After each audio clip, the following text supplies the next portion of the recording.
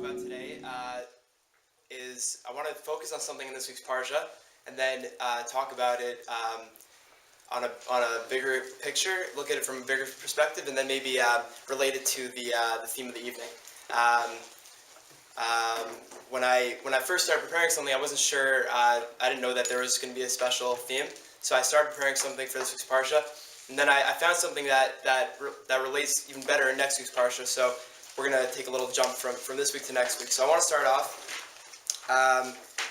in this week's parsha. We have a very interesting Rashi, right? It talks about when Yaakov comes to Lavan's house, he meets Rachel, and then he meets Lavan, and Lavan says, you want to marry my daughters. He had a wife. He had a daughter, Leah, who wasn't married yet, right? And when it goes through, when the Torah explains Lavan's daughters, it describes them as the following, right? So it says that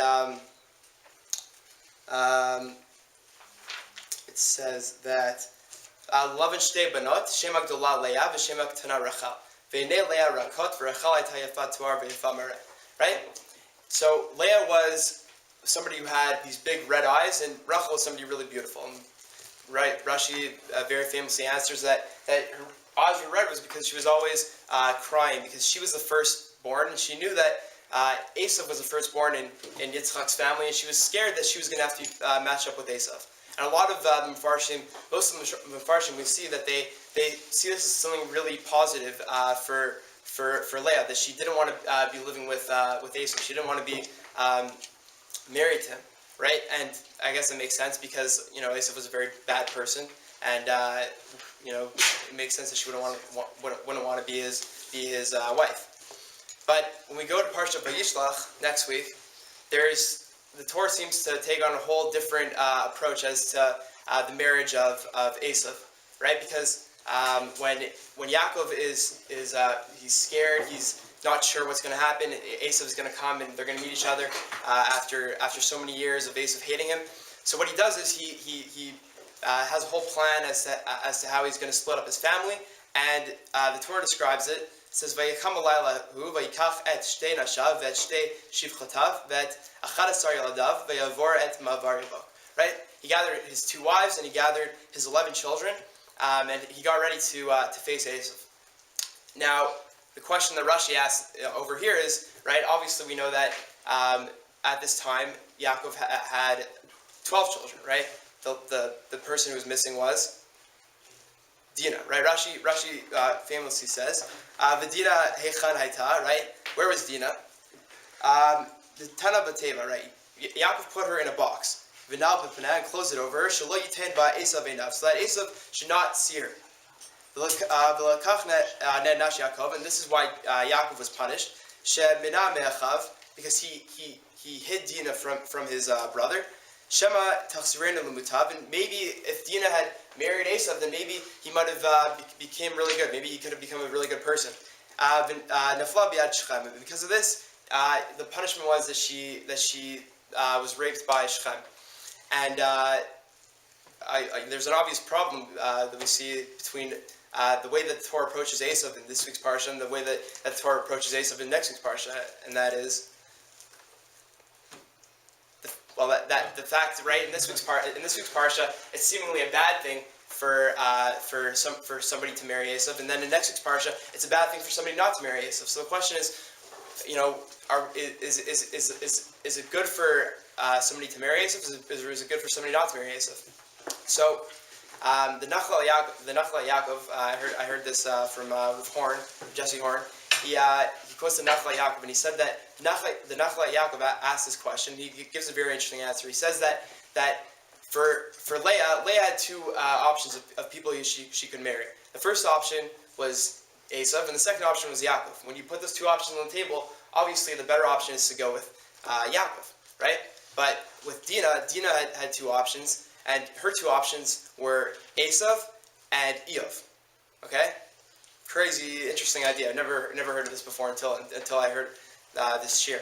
And he said that the better pick of the 2 would have been Esav. And because she didn't choose Esav, she ultimately got punished, and that's why she had to. And she chose the wrong person by going with Eov.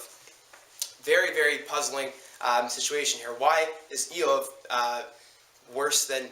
Why is marrying Eov worse than marrying Esav? So I took a look into it, and this idea of Dinah marrying Eov actually comes from Gemara in Baba Batra. Gemara Baba Batra says, it says, it's going through Sefer Eov, and it's basically discussing different parts of Eov and understanding them.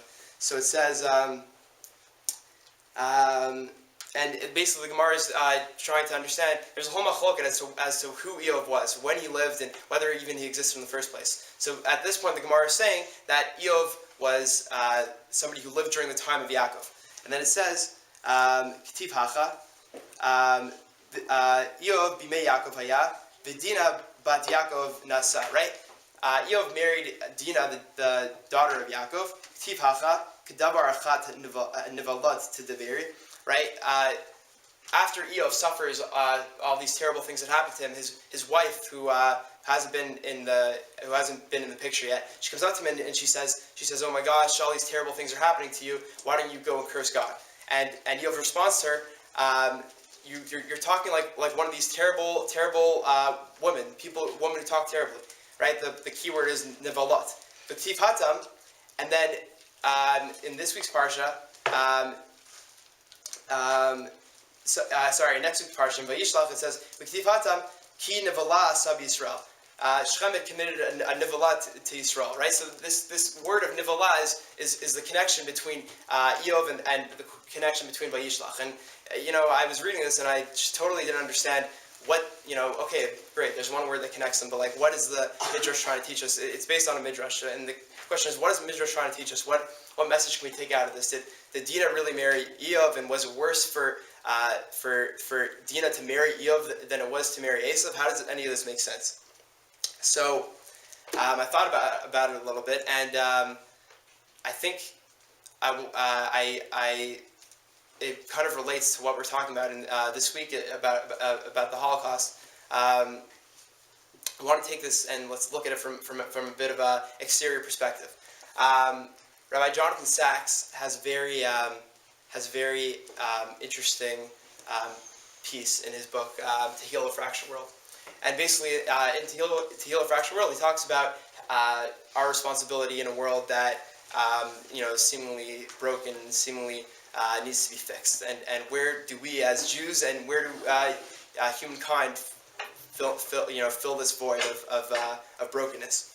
So he basically talks about how there's such thing as divine justice and divine responsibility, and that's something that we can't necessarily understand, right? And that's exactly what Eov is all about, right? Sefer Eov, the end of Sefer Eov is when Eov goes through all these terrible things that happen to him, and all his friends are telling him, it's not your fault, and you should curse God, and the whole time Eov is fighting, he's trying to defend God, and finally he cracks, and he says, God, why are all these bad things happening to me? And then God responds to him at the end of Eov, and he says, you have no idea, why I do what I do, or how I operate the way I operate. You weren't there when I created the world. You don't know, how I do things, and you just have to accept things for the way they are, right? God obviously has some sort of picture or plan, but we can't necessarily understand that.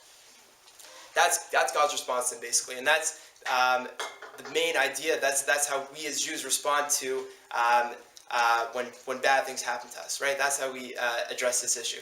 And I always found it very, very, very difficult and very puzzling, because how can we understand that bad things happen? It shouldn't make any sense. So in his book, Rabbi Sachs addresses this issue, and he says, this is how things are. There's obviously things that we can't understand, because God sees the world through a big picture, right? God sees the world through a big lens that we as human beings aren't able to comprehend. But what we can comprehend is a small picture, is the small things, right? And he calls that human justice or human responsibility. And he says that us as humans, we have this responsibility to look at the small things, to look at the small picture, and to and that's essentially our partnership with God in this world, right? God looks at the big picture and sees how the world should be and things that have to happen in the world, And those are things that we can't necessarily understand. Those are times when we suffer. Those are times when we go through hardships. But we serve as this type of mediator between what happens in the world and what God decides. He gives the example of Avraham, right? And a few weeks ago, Avraham, basically Hashem says that he's going to destroy these cities, and God, then it says in the Torah that God says, "Oh my gosh, like how am I going to respond to Avraham?" And it's such a weird pasuk that the Torah says, like, why would God care what Avraham thinks? And the point is that God doesn't necessarily care what Avraham thinks, but God wants Avraham to think. That's the lesson that God is trying to teach us, is that we as human beings have a responsibility to think about these things, to question these things, right? Evil exists, but we have a responsibility to fight it. And I think if we take this idea, we can really understand why we have this matching between Dinah and Eov, and why Eov is better than Esav. Why marrying Esav would be better than marrying Eov. And I think we can look at Leah, and we can look at Dinah, right? Leah had a job. Leah's job in the world was she had two options. She could either marry Yaakov, or she could either marry Esav. If she married Esav, probably nothing good would have come out of it. If she married Yaakov, she would have been the mother of an entire nation, right? And that's what she did. She took the better of the two options. She married Yaakov. She became this mother of this nation that is supposed to lead the world, is supposed to teach the world proper conduct, proper values, and really just spread goodness throughout the world, right? We as Jews have that responsibility. Now, the next generation, Dinah also had a responsibility. Dinah had two options. Dinah could marry Esav, or Dinah could marry Eov. If Dinah married Esav, then she was going to go out and she was going to basically address this person who wanted to destroy his own brother, right? And Esav was somebody who was not necessarily the best human being, and she had the power to really turn him good. And she wasn't able to step up to this responsibility. She hid from this, right? She was put in a box. She kind of threw away this responsibility and hid from the reality of it.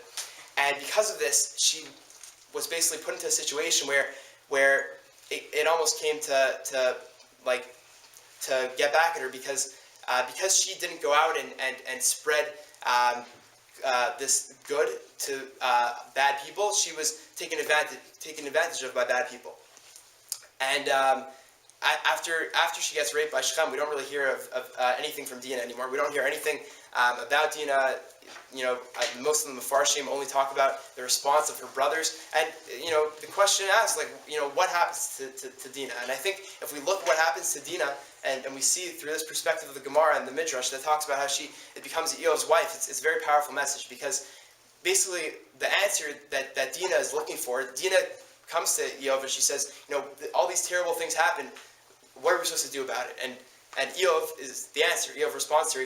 He says, no, we're not supposed to just take the good from God and not take the bad from God, right? We don't necessarily understand how God works, but we're supposed to accept everything for what it is, and we have to make the most out of the situation that we're given, right? That's our responsibility as Jews, and that's our responsibility as human beings, is that we have to take the world for what it is and try to transform it for what it should be. And I think that if we look at the Holocaust, I think it's very hard to give any explanation as to why the Holocaust happened, or as to there are many different explanations I've heard throughout my years, and I've never really found an explanation that I really think is a good one. But Rabbi Sachs changes the question, and he has a piece in his little pamphlet, Letters to the Next Generation, and he says basically the way that this book works is that it's all these questions that young people are asking him, and he addresses the questions. So the question that's asked him in this point of the book is how are we supposed to find faith after the Holocaust? How are we supposed to find how could God let the Holocaust happen? And Rav Sachs changes the question. He says the question is not why the Holocaust happened. It's how we are supposed to respond to the Holocaust, right?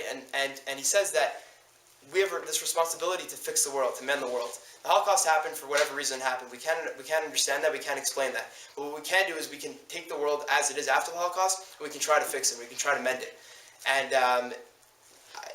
that by doing that, by going out and spreading the good of that we're supposed to spread throughout the world, by showing the world the way that we're supposed to act, by setting up, by rebuilding everything that we lost, by setting up schools and shuls around the world, and by learning Monday night, and by going, studying in yeshiva, and going out and interacting with the world and not hiding from it, and going out, and showing the world that we're a force that is here to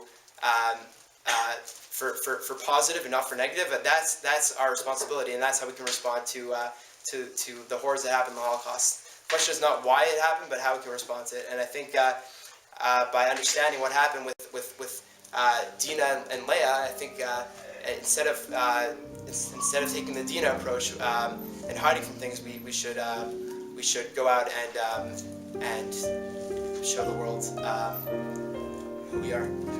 Thank you very much, and